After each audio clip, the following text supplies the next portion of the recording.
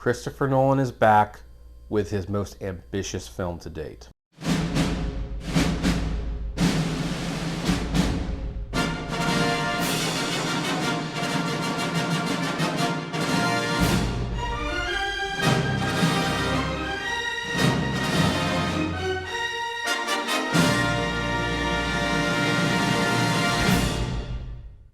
Hey everyone, this is Kevin T. Rodriguez, film critic of iCritic.net. Let's talk about Christopher Nolan's Oppenheimer 4. Christopher Nolan is definitely, in my opinion, one of the greatest working directors today. He has directed the definitive Batman movie. He had a wonderful trippy screenplay with Memento and Inception. And even though Tenet is a mixed bag for some people, I actually thought it was wildly ambitious, and it actually got better with subsequent viewings because the more you watch it, the more you understand it. But there is one complaint that Nolan typically gets from his movies, and that is that he lacks the emotion in the characters. And I don't think that's 100% true, because movies like The Prestige and The Dark Knight have very good character development. But it is true to an extent that Nolan is known for his special effects and his finesse, and he actually brings a lot of that here, but he does bring the human drama in a way that he rarely does or really has in his other films. Oppenheimer follows the title character as he does his research and begins developing the atomic bomb, which would, as we all know, eventually be dropped on Hiroshima, Japan, which would bring World War II in an end, but would also bring a lot of death and destruction along with it. The movie is, on one hand, a technical marvel. Christopher Nolan has gone on record saying that there is not a single shot of CGI in the entire film, and if I didn't believe it before, I believe it now. I don't know how some of these shots were achieved, but you get goosebumps just looking at how the nuclear explosions are recreated and visualized on screen. They're kind of beautiful in a destructive way, but you can also sense their power. In fact, the testing of the atomic bomb in this movie was so powerful, left so many people in the theater speechless, that I do wonder if this is the closest we can ever get to actually seeing the atomic bomb going off without actually being there ourselves. Yet the movie also has like a very human element, as Oppenheimer struggles with actually making his creation.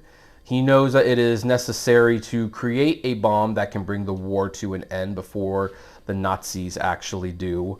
But after it is used, he finds himself conflicted about what it is he has created. I think this is where the true heart and soul of the movie can really be, is that he is a guy who's a scientist, he's living out his dreams, he's realizing his visions, he's realizing his theories come to life, and yet he puts those theories and those into practice by creating a weapon of mass destruction that takes the lives of hundreds of thousands of people. There are murderers on death row who will lament the fact that they killed someone and how difficult it was to kill one person.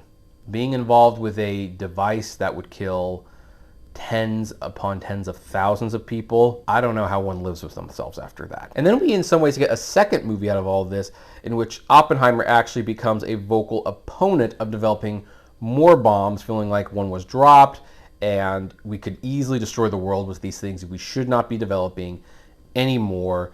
And that is when a politician by the name of Strauss, played by Robert Downey Jr., who wants to have his political career advanced a little bit, basically takes to attacking Oppenheimer as a way of achieving moving forward in his political career. And Robert Downey Jr., despite coming in pretty late into the movie, steals every scene he's in. It is wonderful to see Robert Downey Jr. really inhabiting a role where he gets to put on some real acting chops. Not that he's not good in like the Marvel movies as Iron Man and things like that, but he's not had a lot of success outside of playing Iron Man recently, and to see him in a role that really should be considered for an Oscar for Best Supporting Actor was wonderful to see. Despite the 3-hour running time, Oppenheimer flies by at a very, very smooth pace. Now, on the second time I saw the movie, you start to see some scenes where, well, maybe this scene could have been trimmed. Maybe the movie could have technically been 20 minutes shorter. Who knows? But watching Oppenheimer, I am reminded of what a master storyteller and craftsman Christopher Nolan is. Like, very few directors these days can bring the visual prowess that Nolan brings to films, the technical ambitions that he does to tell his stories.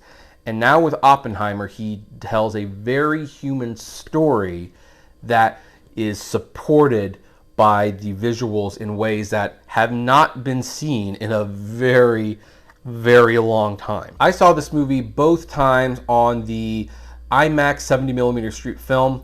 I did watch the movie for 20 minutes in a regular screen. It does look fine in a regular screen, but I do recommend you see it in an IMAX if possible. There's unfortunately only 19 IMAX screens that are capable of projecting Oppenheimer in the 70mm film. Most of them are in California, but check your local listings to see if it's available, because if it is very much worth the premium price of admission.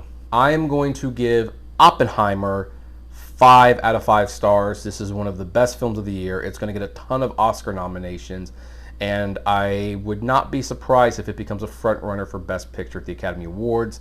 This is a marvelous film. But now I would like to ask what you think of this movie. I would love to know. Comment below. Like, favorite, share, subscribe. Review for Barbie is coming tomorrow, so don't think I forgot her. And as always, flame responsibly. Have a good one.